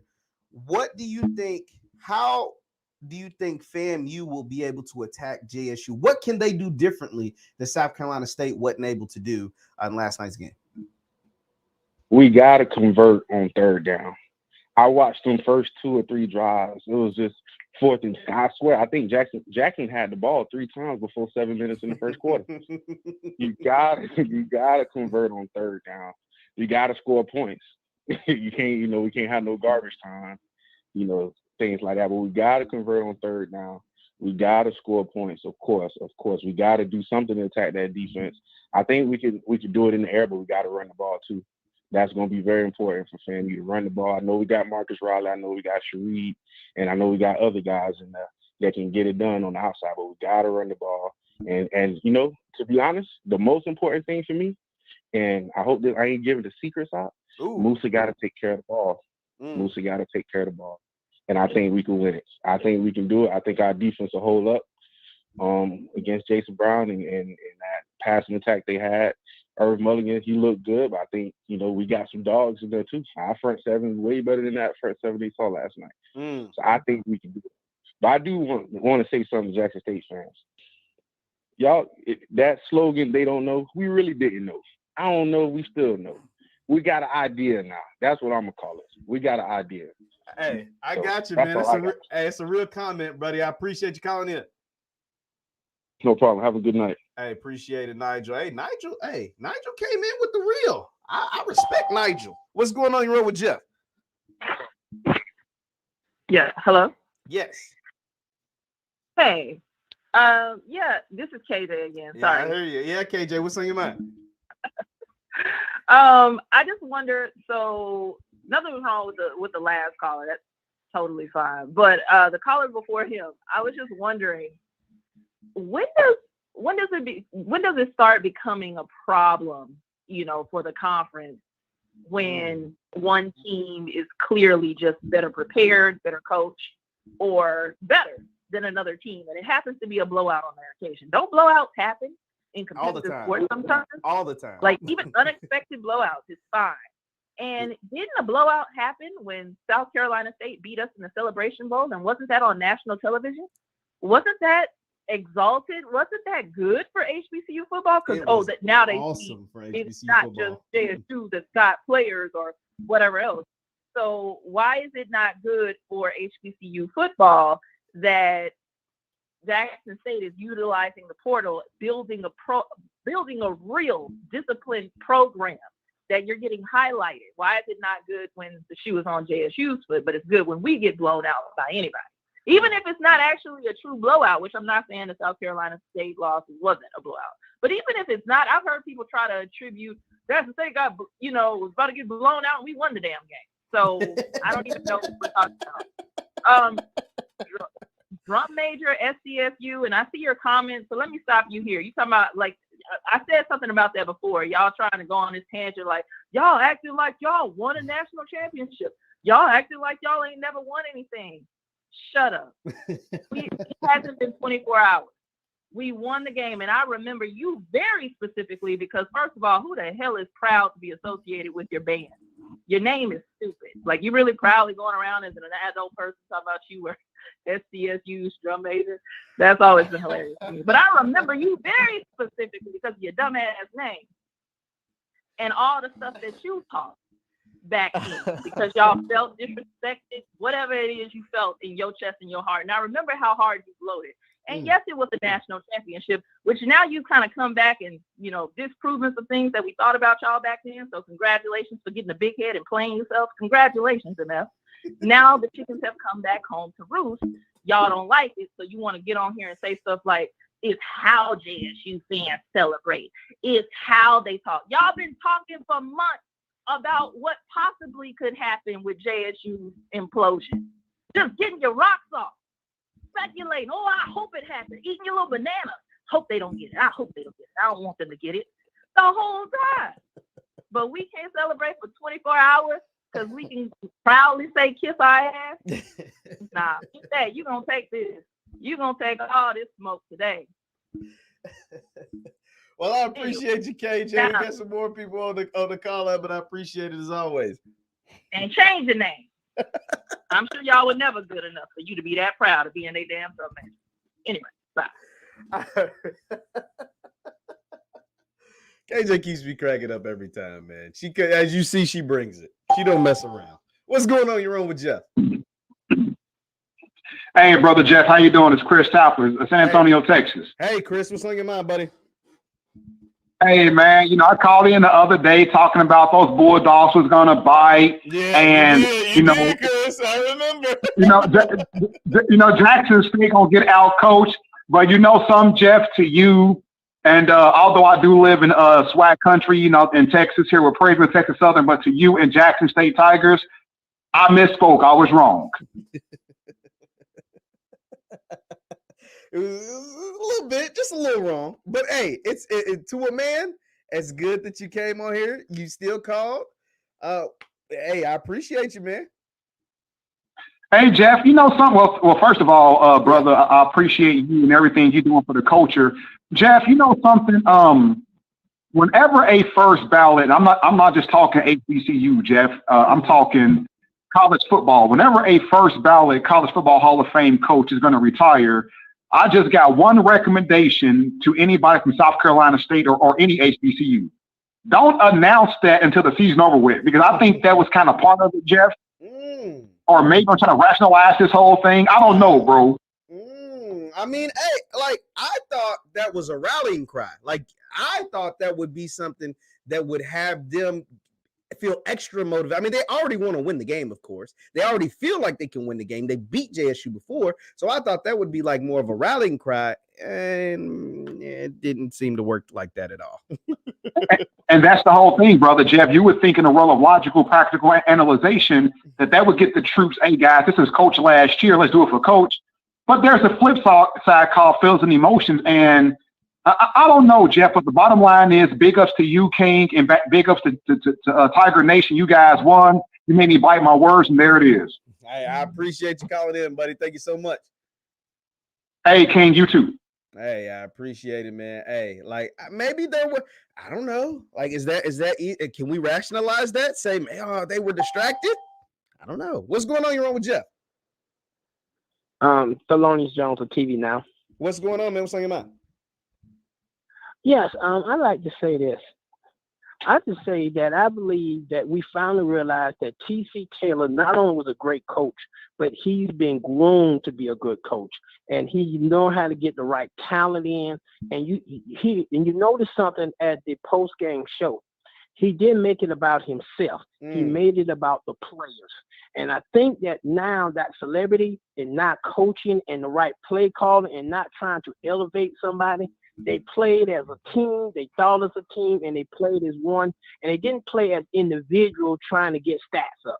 This was a team oriented, and I think because it's a team oriented and the chemistry is good, I think that's going to take them farther. And I think that's the thing that we had to start looking at.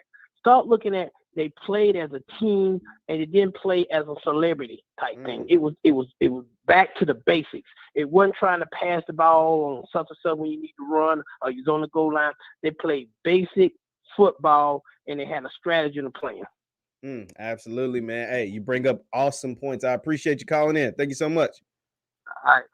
Thank you. No, I mean, that's true. Like, we knew that there were at times previously there'd be like some stat padding going on. And to see everybody get touches, 5, 6, 7 different receivers, 2 running backs do their thing, and then the quarterback that just went off, it was beautiful. Jerica. What's going on, Jerica? What's on your mind? Hey, Jeff. Okay, so I called in because a few things have been throwing me off. Number one, JSU is not bringing up Coach Prime. The rest of you are. Let it go. Number two, South Carolina was not a bad team, and we're not going to sit up here and dump on them like they were horrible. The thing is, just like everybody else in the coalition, South Carolina didn't know what was coming at them. They got hit and got discombobulated and didn't know how to bounce back. Hey, I mean, but I'm not going to totally rule out that South Carolina State is just a great team this year. I'm not going to rule that out. But regardless whether they're good, bad, or indifferent for the rest of the season, JSU looked really, really good. That's how I feel. They did. And of course, they have some things to work on. Absolutely. But what happens if they go down to Florida and then we run over FAMU with another 59-3? Is FAMU now a trash team? Well, the Rattlers will say that ain't happening. They'll say the 59-3 they'll say those 59-3 days are long gone. That's how they feel. I'm just putting it out there. But they also thought Jackson State wasn't gonna go and do that either. But I'm just saying, you enjoy your day, Jeff. You're right, Jerica. I appreciate you calling in. Thank you so much. No, I mean, that is very true. That is very true. It is going to be interesting to see what the narrative, like this call line has been open the whole time. I've gotten one FAMU caller to call in. Now I get it. This title doesn't have FAMU, and I'm gonna do another live show before the game because I want to hear how are you feeling? Because you have been super confident all offseason, and you rightfully so. You have every right to have been confident all offseason. After watching JSU in the SWAC MEAC Challenge, how do you feel now? Are you still as confident as you were? Or has those expectations tempered a little bit? Are you still feeling like you should be the preseason favorite? You have the preseason player of the year, conference player of the year. You have a coach that's been in the conference for a long time and it's won 9 games to back-to-back seasons? Or do you feel like this JSU team can actually beat you? That's what I want to know. That's what I'm curious about. What's going on with Jeff? Quincy Hayes. What's going on, Quincy? What's on your mind? Hey, man. How you doing, Jeff? I'm doing good. Well, how about you, sir? Man, I'm enjoying every bit of what we saw last night. You know, I'm so glad the circus left the town. We had last year, and I felt like it was a circus. It was all about Prime, and you know, I know we won't let Prime go, and I don't want to harp on that too much. But last night was the first time as a Jackson State fan in the last 2 years I actually saw the true team. I saw all 3 phases of the game: offense, defense, and special teams actually go out there, execute like they're supposed to execute. They settled in the game. They played a wonderful game. And my shout out to both teams. They look real good on TV. It was real good TV football watching. And I'm just proud that we went out there as the MEAC and SWAC and showcase how good we're actually coming up in the ranks. I agree, man. I loved everything about it. It was a great showing. It looked good. The product looked good on TV. Wish we could have had a better game, but blame that on TC, Coach Bradley, Coach Harris, and the rest of those JSU Tigers, man. I appreciate you calling in, Quincy. Sorry, man. Hey, I appreciate it, man. So yeah, no, like Like Willie Simmons came on. Somebody brought up a good point, and I pulled it up. Coach Simmons came on here and said the reason why they lost 59-3 was all self-inflicted. Was all self-inflicted. He essentially didn't give any props to JSU. I mean, that's how I took it. Because as soon as he said it, my mouth dropped in my brain. I played it cool during the interview. And so now I'm wondering, Coach Simmons, how do you feel? Or do you feel like after watching week 0 against South Carolina State that you still are going to do what you're supposed to do against JSU? FAMU fans, are you still as confident as your coach is about what you can be able to do when you line it up against Jackson State? Now, once again, I didn't label this anything with FAMU, so I didn't expect them to be in here real heavy, but I thought out of a couple hundred people, it'd be 1 or 2 FAMU fans. You know what I mean? Like, hey, coming on, so like, yeah, that was cute. What you did against South Carolina State was cute, but that won't happen in Miami next week. That's what I want to hear. It ain't a chance in hell. There's not a snowball's chance in hell that will happen next week in Miami. It's yet to be. We had a FAMU caller, and he said, yeah, I still think we'll win. But it was a little trepidation in his voice. It was a little nervousness in his voice. He still said we're going to win, but he didn't sound like, everything it would be self-inflicted, if you get what I'm saying. So, what's going on here with Jeff? What's going on, man? It's Ed Walker, man. What's going on? What's happening, Sid? What's going on? Man, nothing much. I'm just here. I've been listening and trying not to say anything and trying. Well, okay, I'm gonna talk about 2 things. Okay, first of all, that caller that called in talking about how being on national TV hurts HBCU. Yeah, I ain't like that at all. That right there. It's Jeff, it really not that deep. That's called lack of knowledge. People perish for that. Let me explain. For those of us who actually are executives in corporate America, let me explain how this works. You have the Celebration Bowl on TV, correct? Yes. You get 2 million views during that game. So when you get viewership, that creates what? Money. Yes. This was a week 0 game. There weren't too many week 0 games this year. So why not look at what you've done from a business standpoint in the past and bring it into the now? Yes. I mean, some of these callers, man, come on, man. Just come on, man. Sometimes, in the HBCU, from HBCUs, one thing we're very educated people. So it's time for us to stop using the hatred, because that was one of the dumbest statements that I can hear anybody ever make. Viewership, it creates dollars. Absolutely. You have a week 0 game, you create dollars. That's a fact. Now let's talk about the football aspect. Yes. Okay. Yeah, we understand people saying that, okay, now South Carolina State is not too good and this, that, and the third. All right, for all of us football savants out here, I hope that you guys, the FAMUs, the Southern of the world, were taking notes last night.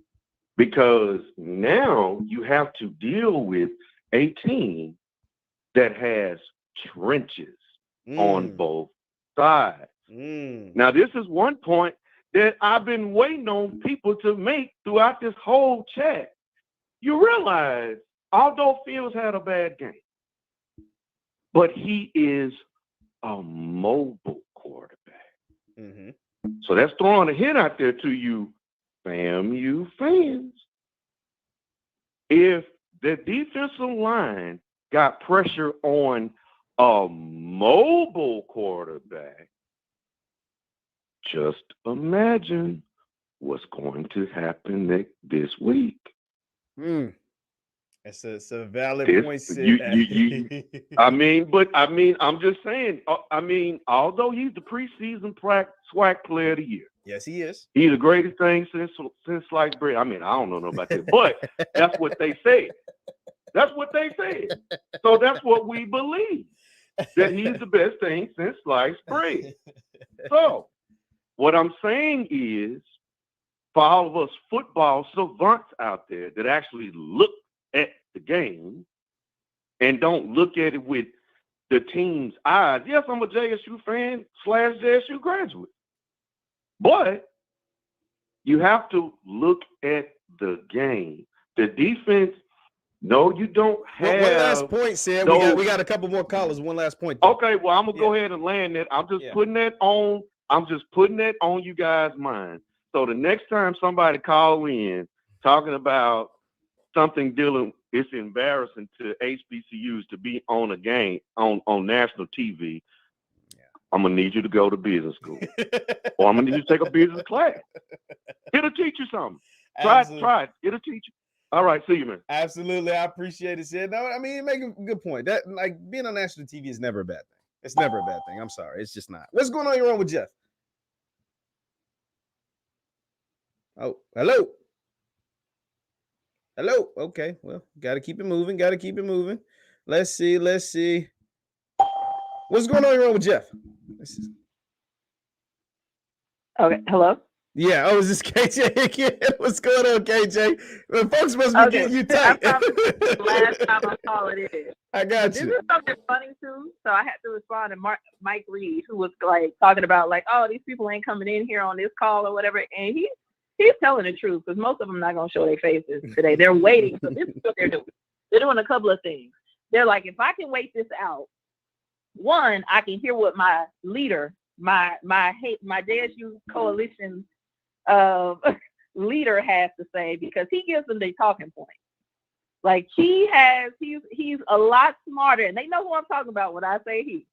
But he's good at bending and shifting narratives and moving goalposts. So I've noticed that the coalition members tend to listen to him first, so they can figure out what they're going to come back and shoot at and say, what their narrative is going to be, right? So that's one of the reasons why they're not in here talking today. Okay.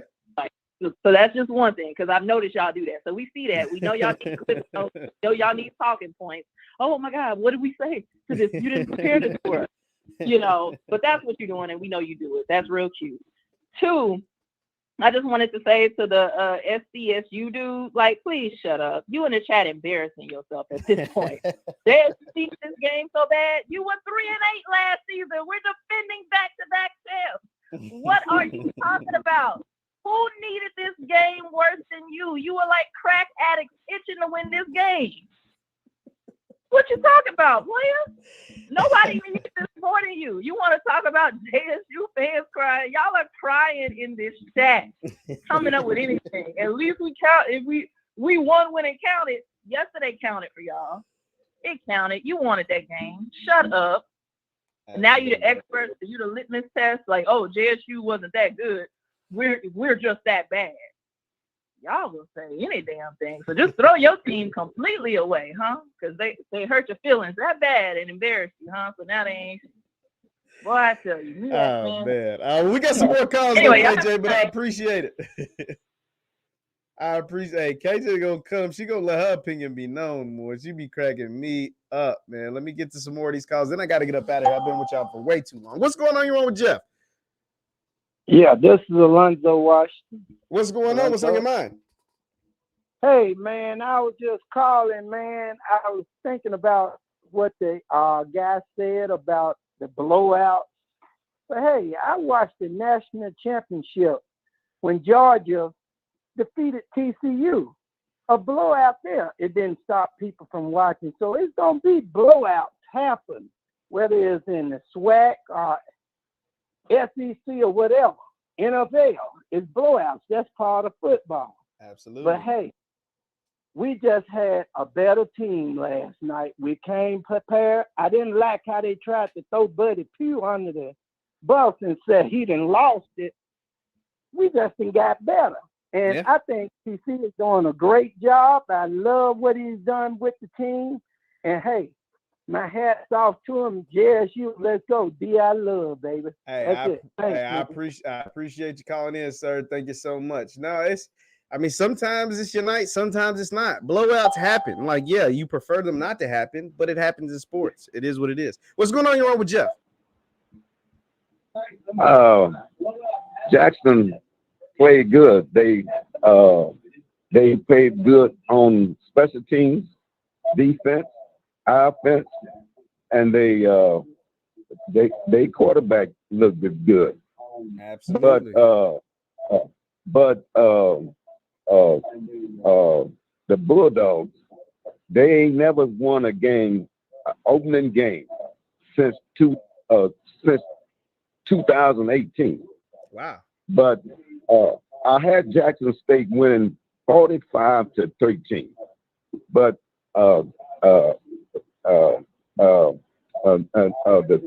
they play Florida A&M next. Yes, they do. And Florida A&M ain't won the opening game since 2017 when they beat Texas Southern. I got Jackson State winning 35-17. But Jackson has a very good team. They have a very good offensive coordinator. They best keep that offensive coordinator because he's good. He's good. He's a beast. We got some more calls, but I appreciate you calling. We got to get to one last call, but I appreciate you calling in. All right. Thank you so much. No, that's interesting. I didn't even think about it. They hadn't won a game open the season since 17. That's interesting. Just something to think about. What's going on? You're on with Jeff. What's going on? Hey, how you doing? Hey, I'm doing fine. I know you're doing really fine after last night's game. Yes, I'm ecstatic. I'm so happy. But I was calling in because I needed all of the Pop Warner League experts, Little League football experts, YMCA coaches. I used to play in high school and I was the star expert. My granddaddy used to play rugby expert. I need them all to come to the call-in show and call in because they all had it down pat. You know, they've been experts for 20 plus years. They've been to NFL training. I need them to step forward and explain to me how Coach Buddy Pugh, who is a legendary coach, how he was able to lose this game to a team that bought in 70 players, has a totally new coaching staff. Their head coach has never been a head coach. I need them to step to the plate, please. Where they at, Jeff? It's been 2 hours. She loves D. I have not heard. I mean, I've got one call from someone who picks South Carolina State before the game, and one other call. I need the experts, though. I need the experts, the ones in the HBCU realm who have shows and think pieces about what Jackson State ain't, and it's too many unknowns. Well, you know what? Y'all, you're right. It is too many unknowns, and now you know. And now y'all know. If they don't know nothing else, now they know. They know this ain't a team to mess around with. No, you absolutely right about that. The expert. It's a goalpost move, though, of course. So we're gonna switch gears to the SWAC. But FAMU, the Rattlers, y'all are on notice. Y'all are on notice. We getting ready to defang y'all. And I'm done. I appreciate you calling. Thank you so much. That is Miss She Loves D from the She Loves D podcast. Be sure to tap in with her, man. You guys have been fun, man. We've been rocking out for 2 hours. Do me a favor. Hit that thumbs up button before you get out of here. Hit that like button. Like this stream. We had a good job. We're going to go live again before the FAMU game. I want to hear from you all. I'm going to be dropping videos all throughout the week, but I'm going to do a live call-in show before the FAMU game to talk about FAMU. Also, it's week 1. So we've got other SWAC schools. We've got other HBCU schools. I'll be dropping content all week to cover some of the different games and some of the big time matchups that'll be taking place across the SWAC. and maybe even chime in on some of the games that's happening in the MEAC as well. Thank you, guys. Do me a favor, hit that thumbs up button, like, share, subscribe. Also, you can follow me on Instagram and Twitter. That's at JLightsy7. That is on Instagram and Twitter at JLightsy7. Thank you to all the people that called in. You didn't have to, but you did, and I appreciate it more than you know. Thank you, guys. We'll be back this week, so stay close to your phones, stay close to your computers. We're going to do another live call-in show to really get some smack talking because a lot of people are kind of quiet right now. I need to hear from FAMU.